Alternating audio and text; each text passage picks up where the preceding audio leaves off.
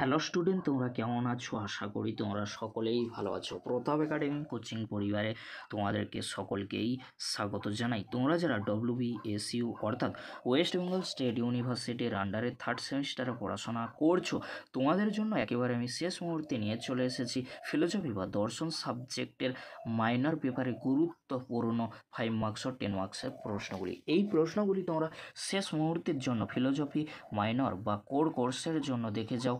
অবশ্যই তোমরা এখান থেকে সমস্ত প্রশ্ন পরীক্ষায় কমন পেয়ে যাবে। চলো বেশি দেরি করব না, গুরুত্বপূর্ণ প্রশ্নগুলি আমরা দেখে নেব। যে প্রশ্নগুলি পরীক্ষায় আসার সম্ভাবনা প্রবল থেকে প্রবলতর রয়েছে, প্রশ্নগুলি তোমরা দেখে নাও। ফার্স্ট প্রশ্ন, বচন বলতে কি বোঝো? বাক্য ও বচনের মধ্যে পার্থক্য লেখো।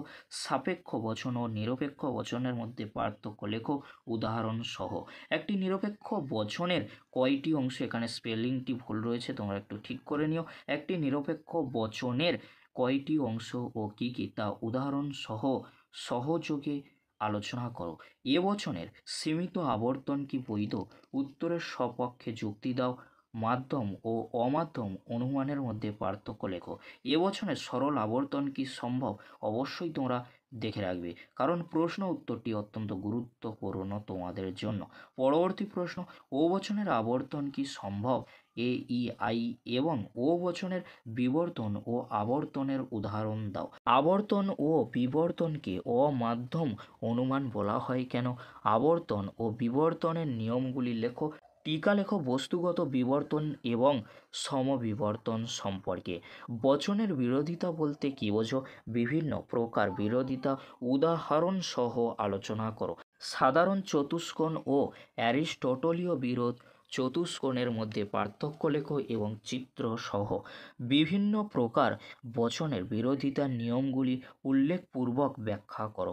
পরবর্তী প্রশ্ন কি রয়েছে তোমরা দেখে নাও। বিভিন্ন প্রকার নিরপেক্ষ বচনগুলির কোন পদ ব্যাপ্য এবং কোন পদ অব্যাপ্য দৃষ্টান্ত সহ ব্যাখ্যা করো। পদের ব্যাপ্যতার নিয়মগুলি লেখো। পদের ব্যাপ্যতা বলতে কী বোঝো? গুণ ও পরিমাণ বলতে কী বোঝো? গুণ ও পরিমাণ অনুসারে নিরপেক্ষ বচনের শ্রেণীবিভাগ করো। সংযোজকের কাজগুলি উল্লেখ করো। প্রশ্নগুলি কিন্তু খুবই গুরুত্বপূর্ণ। পরবর্তী প্রশ্ন কি রয়েছে তোমরা দেখে নাও।